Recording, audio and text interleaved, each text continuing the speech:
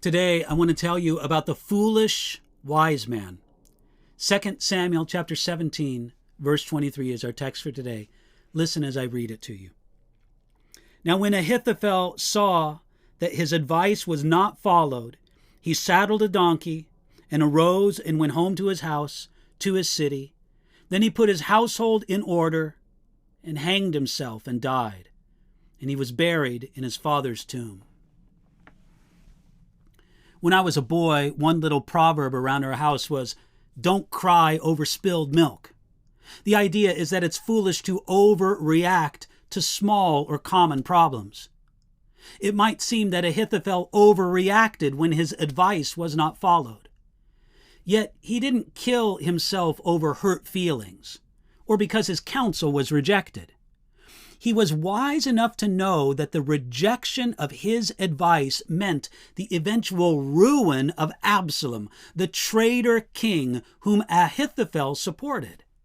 He knew that the alternative plan suggested by Hushai was certain to fail, and when it did, Ahithophel would be implicated in the conspiracy. Ahithophel was wise when it came to understanding the outcome of Israel's politics, but he was foolish when it came to understanding the eternal outcome of his own actions. Our text for today tells us he put his household in order and hanged himself. Ahithophel's suicide suggests at least two important ideas. First, we remember that suicide is a sin because it's a form of self-murder, and God commanded us, "You shall not murder." That's in Exodus chapter 20, verse 13. Yet, suicide should not be regarded as the greatest sin or the unforgivable sin. Anyone who does commit suicide has given in to the lies and the deceptions of Satan, whose purpose is to kill and to destroy, according to John 10, verse 10. G. Campbell Morgan wisely observed, "Suicide is always the ultimate action of cowardice. In the case of Saul, and in many similar cases, it's perfectly natural, but it is never to be glorified as heroic. It's the last resort of a man who dare not stand up to life." Second, we have something remarkable in this verse: the foolishness of a very wise man. Though Ahithophel was rightly regarded as a wise man, at the end of his life, he showed himself to be a fool. Again, we noticed our text. It says, he put his household in order and hanged himself. The first part of this sentence tells us that Ahithophel was a prudent man who planned for his future. The second part of the sentence shows that he was a fool who thought nothing of eternity. This was a strange mixture of discretion and desperation, a mix of mental clarity and muddled madness.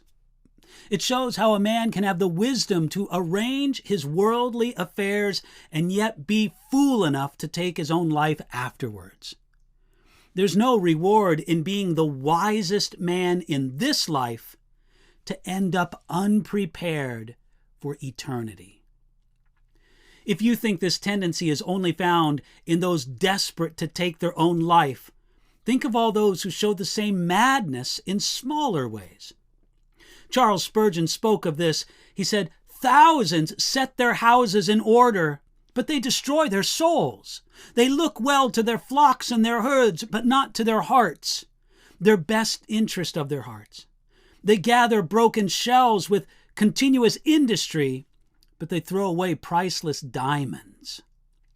They exercise forethought, prudence, and care everywhere, but where those things are most required, they save their money, but squander their happiness. They're guardians of their estates, but suicides of their souls."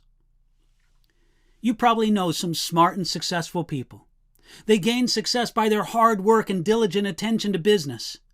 Yet, perhaps some of those people seem to care nothing about their spiritual condition or their standing before God.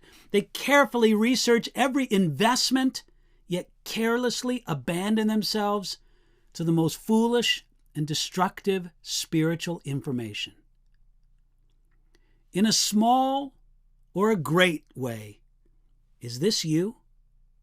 Do you make a more diligent and regular inventory of your bank accounts than of your spiritual condition? We should dedicate ourselves to this prayer.